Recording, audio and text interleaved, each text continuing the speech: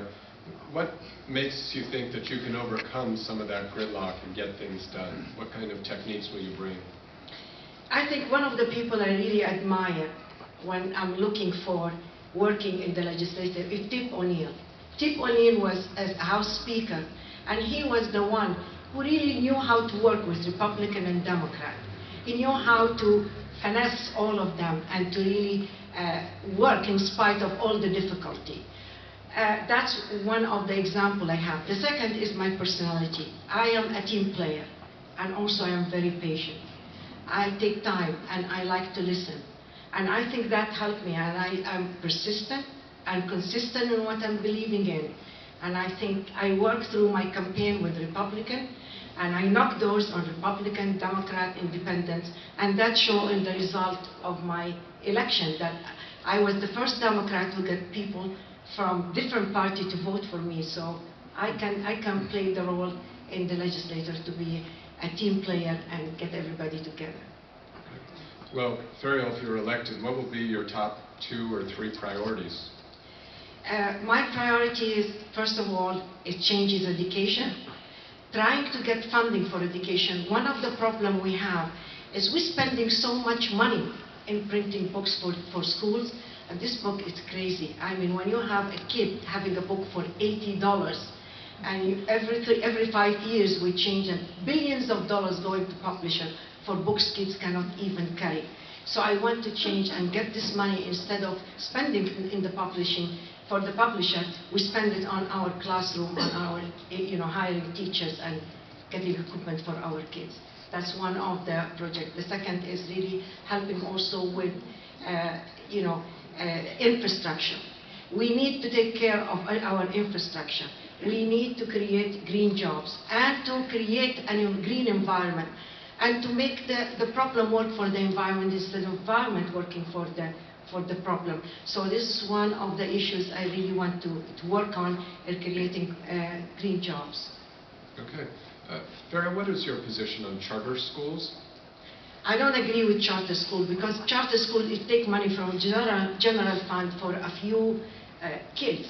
And this is fracture the education system and segment it. And I think we need to improve public education instead of trying to establish charter school. And this is the band-aid, it's not a solution. I think if anything we have to care about is public school. This is, to me, it is the greatest gift humanity gave itself, is public school. Because it took so many people out of poverty to the middle class. And we have to emphasize on helping our public schools. Ferial, as you know, most of these people are from Ventura, so they may not be as familiar with the 37th District. Who will be the Republican nominee for the 37th District, and what will be some of your campaign points that you'll use in the contest? My opponent is Jeff Gorrell. First of all, I hope everybody knows this is an open seat. He's new. The thing which is good in my campaign, I have name recognition because I ran 3 times, and this is my 4th time. And my campaign is always one of the things, which is actually, it is funny because my opponent invited me to come and speak to his class, and he called me an inspiration. And one of the things I really treasure, when he met me first time, he told me, you're a candidate, we know you're a candidate with a lot of integrity.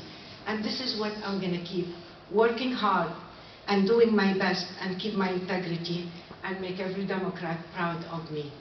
And just for clarification, this is the seat that is currently held by Audra Strickland. That's now. I thought that would be the reaction, actually. Well, Ferial, what do you think should be done to solve the ongoing budget problems in Sacramento? I mean, it's clear that there's going to be a large deficit, and if you're elected, what will be your thoughts on how to fix it? Okay, first of all, we have to go why we have the problem. The problem, if you understand business cycle, we have a boom and bust.